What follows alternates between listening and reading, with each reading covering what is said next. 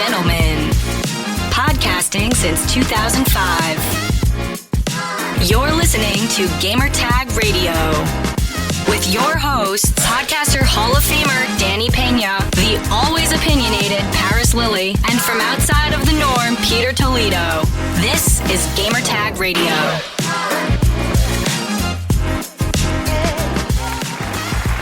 Welcome to Gamertag Radio, episode 1195. This is your host, Danny Pena, and also joining me for this week, the man himself, Paris Lilly. Paris, what's going on, man? What's going on, man?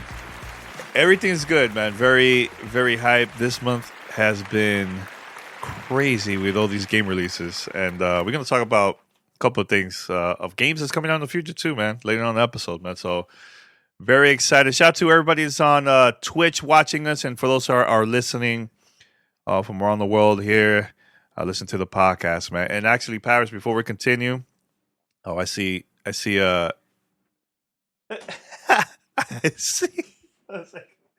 Rihanna just ninja style behind me. She doesn't want to come on camera, but okay. So we're gonna be talking about a couple of things. But Paris, I just got a notification on LinkedIn because somebody said congratulations, and I found out that this week, Friday, actually, is our 17th anniversary of Gamertag Radio. We're a bunch of dinosaurs, man. I know, still doing this thing, man. So, all right, head over to gamertagradio.com. Listen to our past episodes. You can find us on any podcast app. All you have to do is just search for Gamertag Radio, follow, subscribe, and also post a review. Continue to post the reviews. I've been reading it. I've been seeing it also on Spotify and Apple Podcasts. So please continue. We'll support us so much, man. So also, if you'd like to be part of our family discussion or segment, here's how you could contact us. Send us your feedback or questions. Give us a call at 786-273-7GTR. Email us at fanmail@gamertagradio.com or leave a message on speakpipe.com/gamertagradio.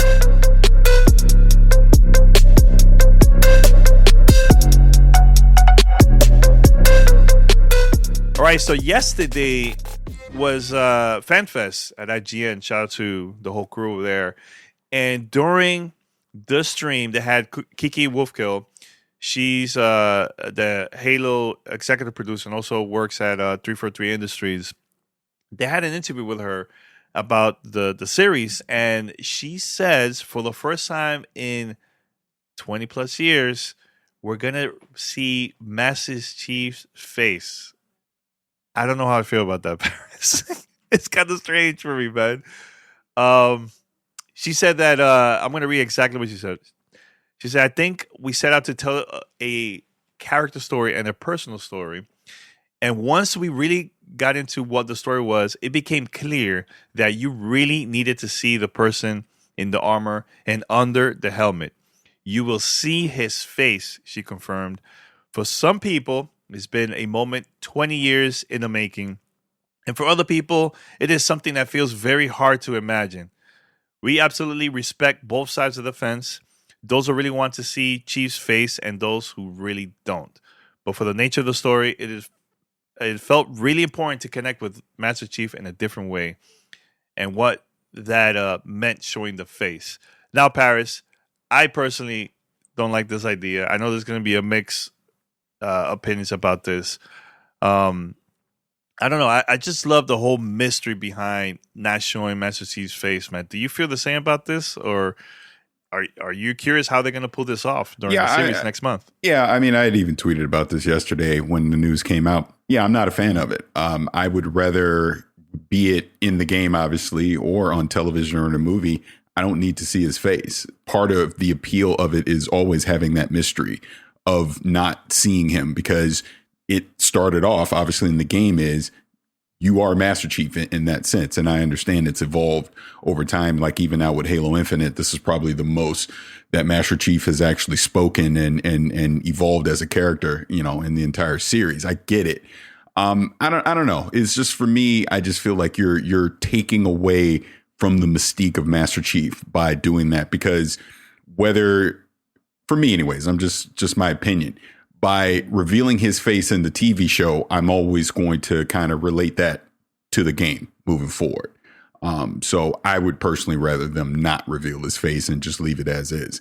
And you can get away with it and do it in a way, because I saw comments, people, oh, you have to do it because you need to see his face to portray these emotional moments, this, that, and the other. Disagree, because go to Halo Infinite. I feel like Master Chief really emoted a lot in that game, and I never saw his face. You can pull it off. And I get people were comparing it to The Mandalorian, things like that. And yeah, we've seen his face, but we went a long time without seeing his face. And I never once was like, I got to see Pedro Pascal, or I can't believe, this bond that he has with Grogu, right? No. So I don't think we need to see his face for Master Chief to actually continue to evolve as a character in the television show.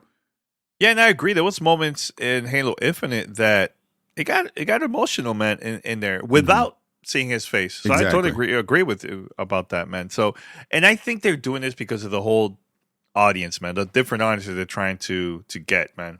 And then I think that will be helpful for more people to get into the story of Halo, maybe buy the products, the games in the future because of the series. And yeah, and I heard also a couple of days ago they announced that season 2 is going to happen too. So, and the show hasn't even been released yet, So, but I heard there's going to be like some premieres and like screenings before the release of the series next month, I believe. I think it's March 24th or 25th is coming out. Something like that. So hopefully if we get to see it early, I would love for us to talk about it here, man, on the podcast. I'm very, very curious about the whole thing, man. So are you excited for the series? It looks interesting. I'm very, very curious. I'm definitely interested to see it. I'll give it a shot. I'm always wary with these kind of shows that translate from a game, because has there ever been a successful one? I can't, off the top of my head, think of one. Arcane. Yeah, that's true. Arcane. But Arcane. Look, I'm definitely not against it. I want to see how it comes out. I'm going to give it a fair shot. But we'll see. Yeah, or The Witcher. Shout out to Arcane. Yeah, duh. The Witcher's a good one. But to be fair, they're basing that Witcher show off of the books, not the game. That is true. Mm-hmm. That is true. I'm trying to think of other shows I know they're working on The Last of Us. That one comes out 2023, yeah. I read. I think there's been more success with animated TV shows based from games. I think on Netflix, like Castlevania has been good. I think Cuphead just came out recently. Mm-hmm. I got to watch that. So, yeah, I think there's more animated than live ones. So, but more companies are down to invest more money on creating TV series based on games. I think one recently that, and I'm very curious to hear your thoughts about this, Paris, BioShock TV series. Same thing. Let's see. Let's wait and see how they're able to pull it off. I mean, I'm a huge fan of the series, obviously, but I'll be very curious to see how that translates to live action. How did they portray the big daddies, obviously the little sisters, just the entire story. So we'll see. Ooh. Well, speaking about Halo Infinite, Paris, EA reportedly said that Halo Infinite surprise launch hurt Battlefield 2042. Come on, I totally disagree with this. I think that's just an excuse. Let's talk about why the game was not a success. Wasn't it bugs? Yeah, it was a success because it was all the technical issues and the bugs, which, and I talked about this too. I mean, the community said this at the time during the beta. I know I definitely was saying, I was like, do not put this game out now. It's not ready. Delay it. It probably needs at least another 6 months, if not more, to fix all the issues that we're seeing just in the beta. But they put it out anyways, and here we are. So to kind of wrap Halo Infinite into it is ridiculous as well, because regardless, if they stealth launched it too early, just the fact that Halo Infinite was a mostly bug-free experience versus your game, which was filled with bugs, I don't buy that. So, yeah, like you said, it comes off as an excuse, in my opinion. You know what this reminded me of, Paris? This reminded me of the game that came out from BioWare. It was like Destiny. Oh, my God. Anthem. What's the name of it? Anthem. There you go. This reminded me of Anthem because I believe there was also an excuse for that, too. Once again. And you were there when they invited a bunch of gamers to check out the game You know what I'm saying? So I don't get it. Yeah, I mean, just and we've talked about this in the past, but yeah, I was a part of the what's the word you want to look up? But I was basically a part of the preview of Anthem as far as getting feedback directly to BioWare. I'd went up there and played the game early, and they wanted to know what we think, because there was a lot of people that were big into Destiny at that time, and they wanted us to come play the game, give our feedback on it. And even then, we were saying, I think what was that, like September time frame or something before it came out? It was really early. Don't put this game out. We said it. We literally said it directly to BioWare. Do not put this game out. And they put it out anyways. But it's tricky, though. It is tricky because I know the devs want to make a great game, right? They don't want to release a buggy mess, but it's the higher ups, Paris. They're the ones telling them, we have to release on this date. This is the deadline, and that's it. Yeah. There was people that I met years ago. This is like the early days of GTR that started working in the video game industry, right? And that was the first time them experiencing that, of higher up saying, no, we have to release this game on this day. We'll figure out the bugs later. Because, I mean, there's a lot of politics behind the scenes about that, man. So, the devs that you met, they weren't saying, no, Paris, we're going to release this game no matter what. And to the other gamers that were at the event, they know that the game is a mess, So in a way, I feel bad for them. And same thing with like CD Projekt Red, with Cyberpunk. It's tricky, man. It's tricky about this. It is. It's unfortunate. I mean, I get, there's stockholders and, financial core. There's all this nonsense. I shouldn't say nonsense, but there's all these other factors that go into why a game comes out when it does. But ultimately, you're doing more harm than good when you put out a game that is not ready. So as a gamer, Paris, and the consumers, what do you think we should do when we see something like this, man? Because people get excited and they'll buy the game and it's already too late. Sometimes they'll wait for a bug. Sometimes they can't get the money back. Should we continue to support, games like this? Not support it at all, or just wait and see approach? I mean, I kind of think we're in an age now of social media. You're already seeing people being very vocal about this. It's up to the company whether they want to listen to their community or to their consumers or not. I mean, we've said this for years. You got to vote with your wallet. So when you see stuff like this, no, don't buy the game. Or if you have bought the game, because there's like even, people asking for refunds with 2042. And we even saw it with Cyberpunk a year ago, where, the companies had to start refunding people because it's unacceptable to put out these games half baked.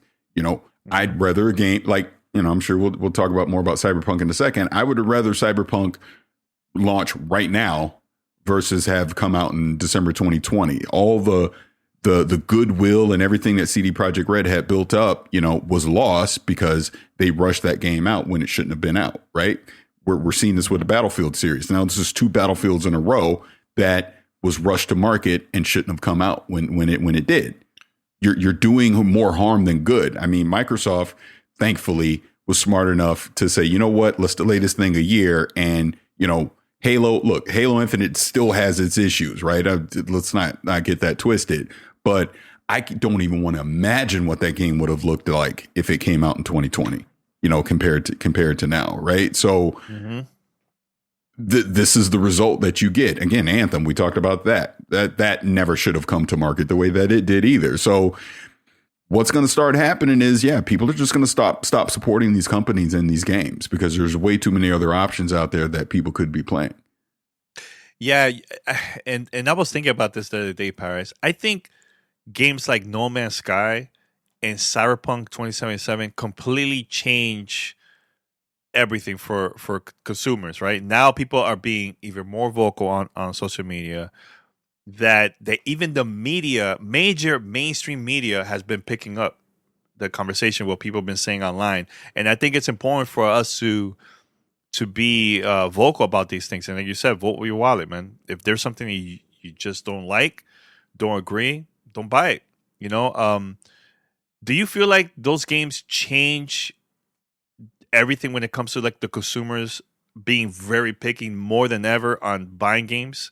Because that's the thing that I've been thinking about like the past few weeks, man. Ever since the new update Cyberpunk came out last week. Yeah, I mean, you would think, you would hope so. I mean, we also have to remember, people like us, people that listen to the show, we represent a small percentage of the overall people that buy games. So, I mean, I don't know. I mean, we'll have to see. I mean, I'll say this. I mean, you look at even like we talk about Call of Duty. Yeah, it's still the number one selling game, but the returns on it have been getting smaller year after year, right? But then you look at something like Cyberpunk, it sold very well because people ran out and buy it. And when it ran out and bought it, day one, and the amount of people that actually asked for a refund was small. But is that going to affect the next game that comes from CD Projekt Red? I don't know. We've obviously seen with Battlefield, it underperformed compared to 5 going into 2042. So there has definitely been some consumers are being more cautious about the games that they're purchasing day one, especially now that games are starting to be $70 a pop. You want to make sure that you're getting a great experience, day one versus, promises and, oh, well, don't worry, we'll fix it. People are tired of hearing that, I think. Yeah, it's very, very tiring, and yeah, I mean, everybody be vocal. For those that are listening, we'll love for us to hear your feedback about this. Just hit us up, fanmail at Gamertag Radio, or give us a call, 786-273-7GTR. Let me say this, and look, full disclosure, we obviously get games early, review codes, things like that. So the truth of the matter is, I don't have to buy a lot of games day one because we get them because for our opinions, basically, right? But if I were not getting games, if I had to go out and spend my own money on games, I would be extremely picky for anything that I would buy day one because I value my time and my money, right? So like this whole Battlefield 2042, there was no way in hell I would have bought that game day one because I saw what the beta was. I probably would have bought Cyberpunk day one because they clearly didn't show us all the issues ahead of time. So they would have fooled me. But hey, if they were offering a refund, I would have got a refund on it, right? There's no way I would be buying any Call of Duty right now day one because I just don't see the value in that franchise anymore. Horizon Forbidden West, yep, would have bought it day one because I trusted the developer. I loved the first game. I would have went in. Everything I saw was up to my expectations. But I definitely try to do my homework on a game before I buy it, especially right away. Because if I'm not sure about it, wait a few weeks. Because if you wait a few weeks, what's going to happen? Game's going to be cheaper. This is where, look, I can already hear people, rolling their eyes. But this is where Game Pass has value because, I'm already subscribed. So it doesn't hurt to try a game day one. And if it doesn't meet my expectations, I'm going to put it down and move on to something else. And I understand not everyone's going to get Game Pass and not every game that you want to play is going to be in Game Pass. So it doesn't necessarily translate one-to-one. But, this hobby's not cheap. So when these developers are giving us things that aren't meeting our expectations, yeah, of course it's going to make me hesitant. What? I'm not going to blindly just go buy games anymore. Look, it's not like in the 80s, when we didn't have the internet and you just had to buy it off of hope. You was like, I hope this is good. You just went by the box cover because that's all you had. You didn't have anything else to go by. So my advice to anyone is you don't necessarily have to get a game day one. You can wait. Wait for reviews. Wait to see what your peers are saying. Wait to see, just overall the sentiment about a game. See if it's buggy or not. If there's a beta, check that out before you actually purchase the game. Because as we see right now, a lot of these games are coming in half-baked, and that's just unacceptable. Yeah, 100% agree with you. And speaking about the 80s, Paris, you know how we used to get updates back in the days? You didn't. If there was like, no, there was a way. There was a way. The only way was this. If, okay, let's say the first shipment of the game is out. That's the real version, right? A couple months later, maybe like a second, third, fourth shipment of that game, you might get the update that's not the same as the first shipment. Like that was the only way people would get an update, unless you buy the game later instead of like day one. So yeah, that was crazy weird back in the days. But hey, that was for us, man. For what I'm saying? So, but here's the thing, back then, Paris, when there was bugs in the game, we got so used to it. We had to play the game like that no matter what.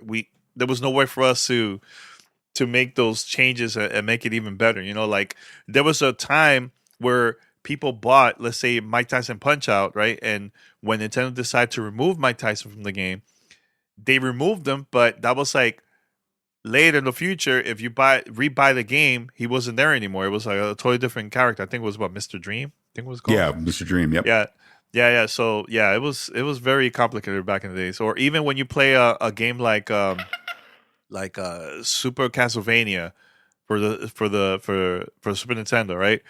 There's an area in the game, I think it was like in the caves, that he was like super slow, the character, and I'm like, well, I had to deal with this because there was so many rocks, like there was so many things going on. It was just too much for the console. You know what I'm saying? So yeah, memories. By the way, speaking about Nintendo, Paris, I know you were on my Twitter Spaces a couple of days ago. I had Kevin Kenson, shout out to him.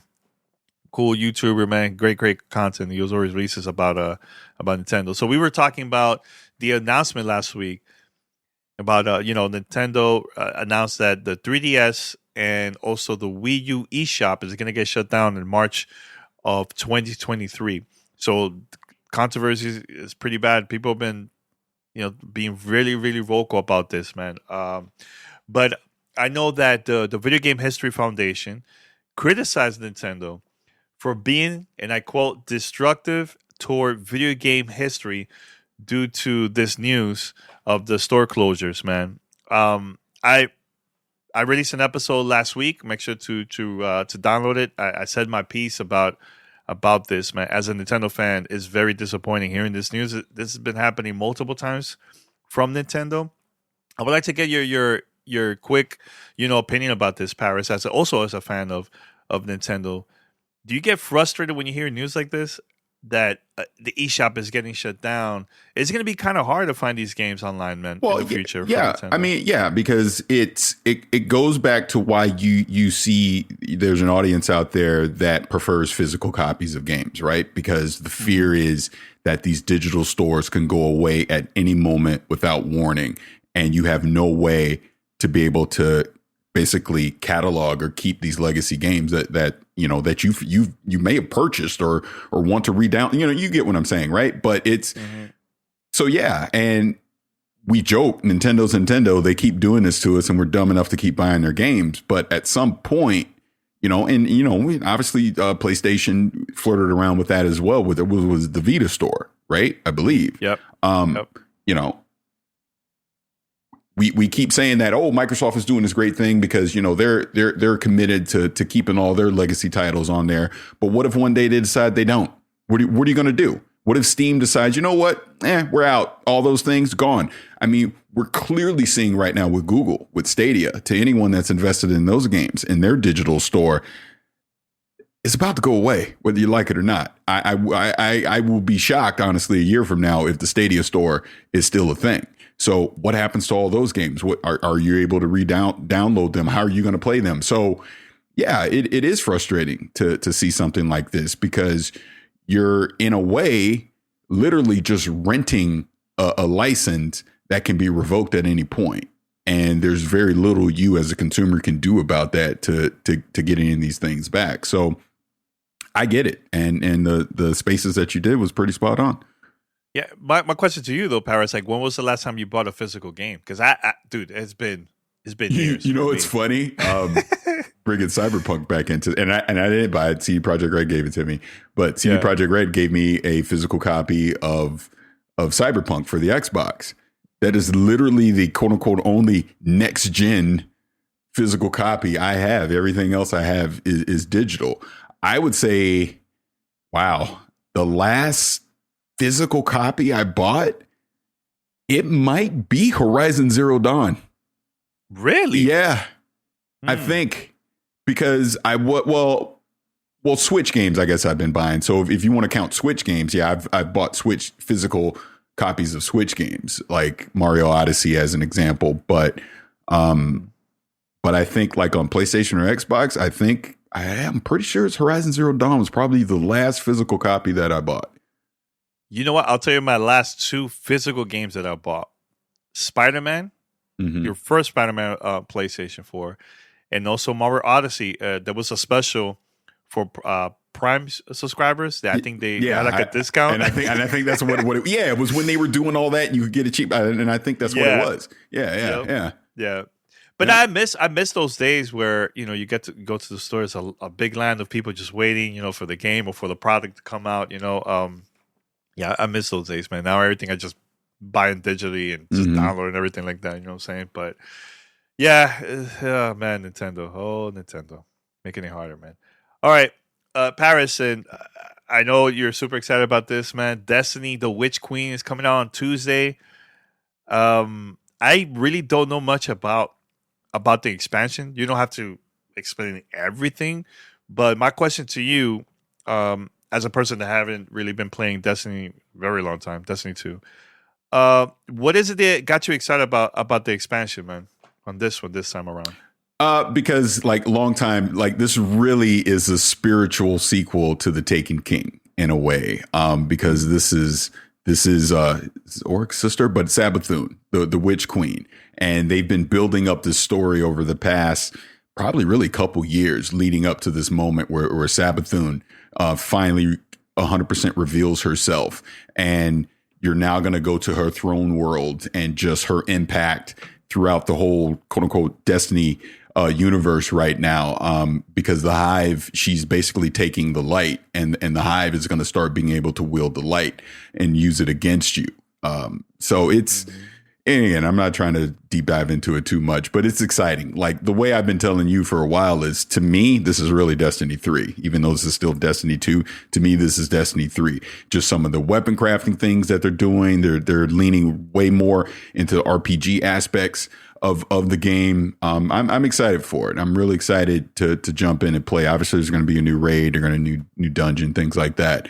But they're really, it's crazy that I've been playing this game since 2014, and I'm still excited to play it. You know what I mean? So yeah, really looking forward to Tuesday and jumping in and doing the Witch Queen. It's going to be a lot of fun. Yeah, I mean, compared to the previous expansion, I haven't really been seeing much promotion, though. Do you think it's because I haven't really been seeing? Really, that's literally all I see. Really? Oh, maybe the algorithm, I think, just changed, because I barely see any promotion from the game, man. I see tweets from people, but that's about it. I haven't seen any type of commercial. Maybe it's just me, but okay. All right. Well, everybody, Tuesday the expansion comes out. Make sure to check it out. And also coming out this week, Paris, Elden Ring. Look, I'm gonna keep it real, guys. I don't know what's the hype about this game. I really don't know. I want to read the reviews from everybody. Comes out hopefully closer to launch. If I plan to get this game, I'm gonna give it a try, but I just don't get the hype, Paris. I'm not against it. I don't hate the game or anything like that. I just don't get it. So I prefer to wait for the reviews from everybody else and see, hey, if it's gonna be good or not, man. You know what I'm saying? I don't want to go out and buy a game that I'm not hype about, man. You know what I'm saying? So yeah, I mean, I've been saying it for a while. It's not my type of game, and there's nothing wrong with that, because I know a lot of people are super excited for it. So I get the excitement and the hype for it, but it's just not my cup of tea. It's not. And again, with the Witch Queen, am I gonna bang my head against a wall playing a game that I'm not sure I'm not gonna like in Elden Ring, or am I gonna go play something I like in the Witch Queen? You see what I'm saying? So that's how I look at it. Yeah, and I mean, but people are gonna say, "Hey, Paris, you play, Returnal, it's something like that." But they're not challenging. But it's not the same. This is not the same thing as Returnal. Like Returnal is a roguelike. This is not a rogue. Yeah. Elden Ring is not a roguelike. Yeah. So this is the part that I want the fans, the people that are listening to this, I want you to send your short reviews to the podcast, and I'm gonna play it on the show, because I honestly don't know anything about the game. I'm not really, excited. So please, if you plan to get the game, send us your review. I'll promise I'll post it on the podcast. I'll put it up. You know what I'm saying? I know Arctic is getting it. There's a couple people from our Discord channel that have been going back and forth talking about it. So please send us your review. I'll post it on the show. How's that? There you go. All right, Paris. So we've been talking about this now for a couple months. I don't know if it's going to happen or not, but There's an interview with Ubisoft CEO, and during the interview, he says that that the company is going to stay independent, but, and I quote, would review any buyout offers. Is that a hint, Paris, of, you know what? If Activision did it, we might do it too. Yeah. Do you see that? I absolutely see it, for the simple fact that, and obviously the number has to be right, but you know, with all the controversy and things that have been happening with Ubisoft for the past couple of years, this could almost just be an exit strategy. So very similar to what Bobby Kotick just did with Activision. So it wouldn't, I don't think it's going to happen, full disclosure, but it wouldn't shock me if it happened. Let's put it that way. Huh. Now, do you think a company like Ubisoft will be more expensive than Activision, or are you going to be under? Way under. I actually saw the market cap a few weeks back. I mean, it's not even close. Like, way under what Activision would have gone for. Like, think more closer to Bethesda than Activision as far as market cap. Really closer? I think Ubisoft is more expensive than Bethesda, though. No, but it wasn't that much. I don't have it in front of me now, but I remember seeing it's okay. Yeah, but it was maybe 10 billion, something like that. I could be wrong, but I know it wasn't that much more than Bethesda. Look, I'll tell you this right now.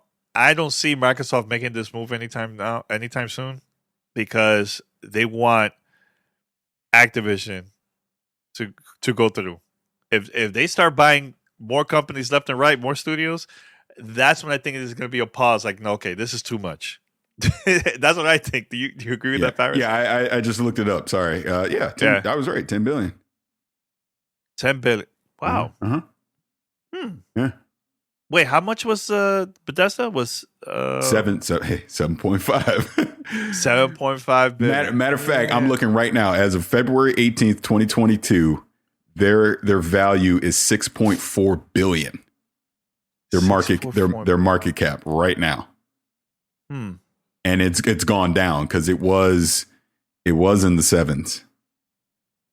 Ooh, I have a crazy question. Their max market cap in the past 5 years was 13, and it was actually as low as 3.9 in 2017.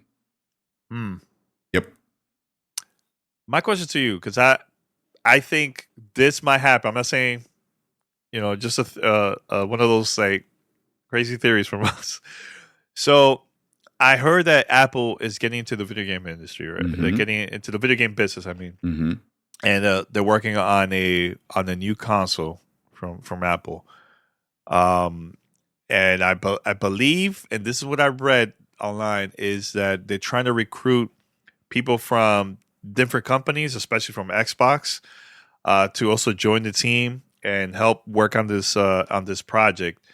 What if, Paris, Apple acquired Ubisoft? Would that be something interesting for you to make you want to buy the console, because now they have an exclusive studio, first party studio from Apple? Will you see something like that in the future happening? Because I think that would be interesting. I don't think Ubisoft going exclusive to Apple would be enough for Apple to be successful coming into the market as a quote unquote console maker. If that were to happen, it would definitely take more than that. Obviously, it would be a great feather in their cap and give them a great start, but they would need more. They'd need more exclusive content than just Ubisoft titles. More than just Ubisoft titles. I mean, they're probably going to have first party studios, not just. That's Ubisoft. what I'm saying. But that's what I'm saying. Yeah. It would take more than just Ubisoft.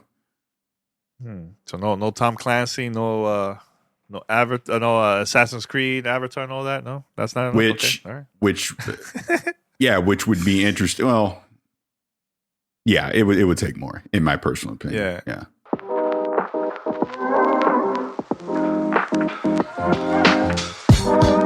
This is Gamertag Radio.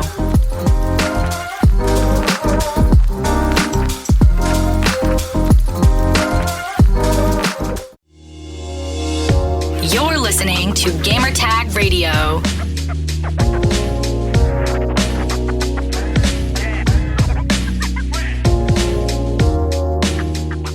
Earlier we talked about Stadia, Pirates. I was going to bring this up, man. This whole Stadia thing reminded me of what was the name of that company that I think you purchased some games from the OnLive? Yeah, OnLive. Was that? Yeah, OnLive was way too. Again, when we talk about digital store, people that would have bought games on OnLive, poof, gone. You have no access to any of those games. You know? Yeah. And Google is notorious of shutting things down right away if it's not working business wise. It's like, well, let's remove it. Yeah. Like now they're trying to. I've been reading that they're trying to sell this to a different company now, and they're going to call it as Google Cloud or something like that. Yeah. They're basically making Stadia just a service, and other companies can leverage that service with the cloud. It's interesting because I'm seeing in a chat. Someone's like, I don't think, they're talking about Apple. I don't think Apple would make a console. I think they would go to cloud gaming route. I'll say this, just like I said with Stadia, don't do it. Don't do it. That will not work. Cloud gaming right now as your only option to play ain't going to work. And Stadia not only did that, they also had a terrible business model as well with their subscription service. So no, absolutely not. If Apple were to try and quote unquote get into the gaming market, they would need something that you have local play as well, or at least have the option that, okay, even if I bought the game through the quote unquote Apple store, I could take that digital license, so to speak, and download the game through the Epic Store or Steam or something. They would have to partner with someone else. There's no way you can only cloud game to play your game. It's just not going to work. Like even Amazon with Luna, that it's not ultimately it's not going to work as a standalone. There has to be some kind of local option somehow, some way. So in other words, Microsoft has kind of found the formula of how might work, having the cloud gaming, the business, subscription, just the whole package. Yeah, right? I mean, in PlayStation with PlayStation Now, similar. You know, it's we're not there yet, and we're not going to be there for a while. Where cloud gaming is the primary way that you play a game, as a supplement, as hey, I'm in a pinch, I want to be able to jump in and do some stuff. Yes, but as the primary way, no, we're not there. We're just simply not there. And I'm a big believer in cloud gaming, but not as the only way that you can play your games. I gotta give it to the fans, dude. I can't believe people actually bought games on Stadia. I just can't believe it because. Oh, you should. Now what? Oh, I have a whole section of people online that just absolutely that are just mad at me. They've been mad at me for years. They can't stand me. Still? Oh yeah. Still? No. Still. But that makes no sense. Why? But you were right. I know I was right, and that's why, because I was right, and I was very harsh with my critique early on that Stadia was not going to work. Yo, if you go to Twitter, you see the replies. Yo, people were going after you. Oh my God. Yeah. Well, ooh. All right. So it's time for fan mail.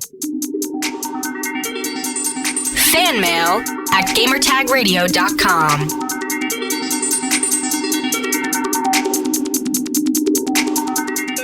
All right, we're going to play this voicemail from the man himself, Keon. I think this is an interesting conversation, interesting question. So we're going to play right now. Hey, what's going on, Gamer Tag Radio? How are you brothers doing? This is Keon calling from Baltimore. I just had a really quick question for you guys. I'm trying to figure out what is everybody's fascination with Game Pass being on other platforms. I don't understand the in-game result, because if you're an Xbox fan, I don't know how putting Game Pass on another platform would benefit the Xbox console itself. Because if the service is on another platform, then what's the purpose or the use of having the actual Xbox? People want to talk about the money part of what Microsoft can do. I don't care about that money. The only reason why I would even care about the money that Microsoft is getting is because I would want them to have enough money to keep the Xbox division going. I don't know what that would do for competition as far as consoles go. I understand some people may say, well, games have to stand on their own. I get that.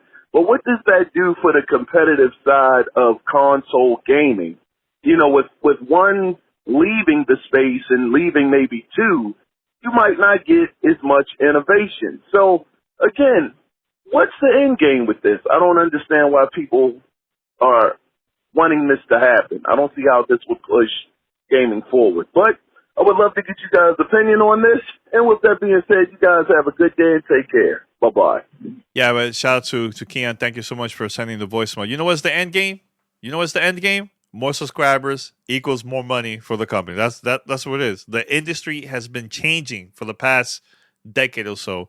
Even before that, remember back in the days when it was like, Nintendo versus Sega back in the early days, console wars and sending these consoles, and then we never predicted that Sega was going to go all, the software side instead of the console side. That happened. It changed the industry. You know what I'm saying? So now even PlayStation with MLB The Show available now in multiple platforms is coming out for the first time for Nintendo Switch. That's different. Microsoft releasing games on the PC. The industry has been changing, man. So the reason why Microsoft wants to get more subscribers is more money. It's more money for the company, and hopefully this will help to get more people into the service. Maybe this will help also for people to buy the consoles, to buy the games, etc. So that's why Xbox are planning to do something like this in the future, man. So if it happens, having Game Pass on multiple platforms. So Paris, do you agree with this? Your thoughts about all this, man? Yeah, no, I agree with it. It's what we've been saying this for a while. I mean, the industry's changing. It's not about just the console anymore. It's about getting your ecosystem, so to speak, on as many platforms as possible. This is why you see the approach Xbox is doing with Game Pass. And then if you reverse, this is why you see PlayStation now experimenting with the PC. And we know they're coming with Spartacus. And while Spartacus isn't going to be on Xbox, I don't think, just like I don't think Game Pass is going to be on PlayStation, you are going to see it on PC. You're going to see it on mobile. This is where you leverage cloud as a supplement to be able to give people more smart TVs, all that stuff's happening, to give people more options on where they want to play their games. Let the gamer choose where they want to play versus you telling them where they have to play. Yeah. Do you remember back in the early days, Paris, when Microsoft announced like, hey, okay, we're going to work on PC and release the games on console and PC? There was a lot of controversy. People were like, why are you doing this? Is this like a desperate move, or this is this and that, this and that? You were the one of the first people that went to that event. I forgot what year was this. 2016 Spring Showcase in San Francisco. So this is during the time that Quantum Break was coming out. Mm-hmm. They was launching for the PC and also for Xbox. People didn't get it during that time. They were very confused, like why Microsoft was making this move. Let's go even back even further, all the way in the back.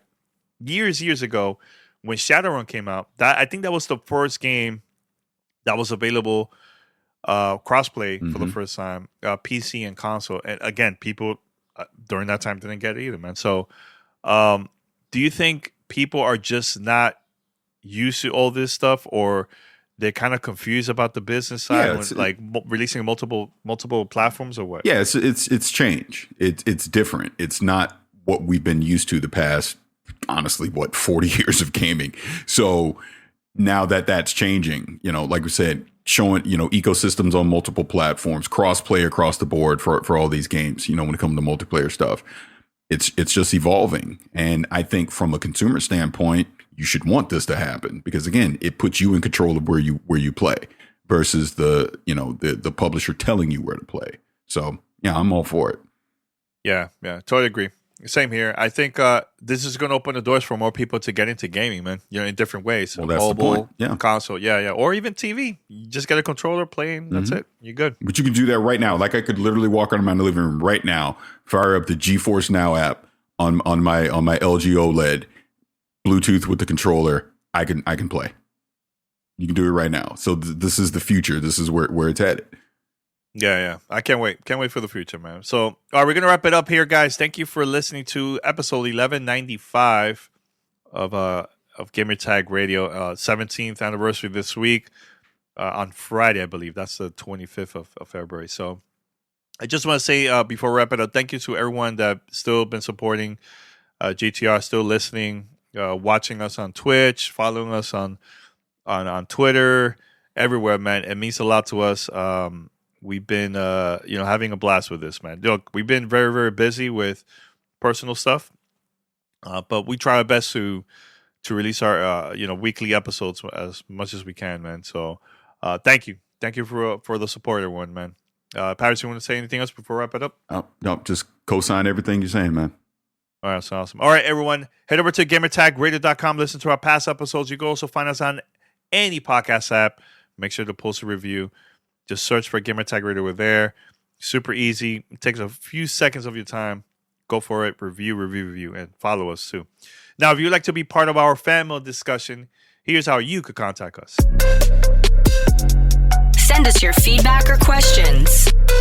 Give us a call at 786-273-7GTR. Email us at fanmail@gamertagradio.com or leave a message on speakpipe.com/gamertagradio.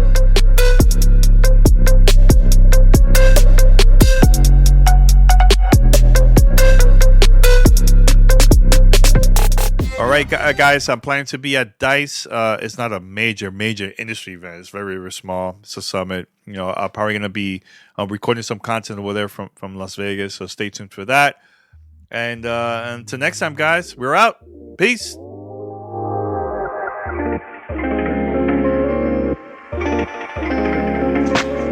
Thanks for listening to Gamertag Radio. Be sure to like us on Facebook and follow us on Twitter.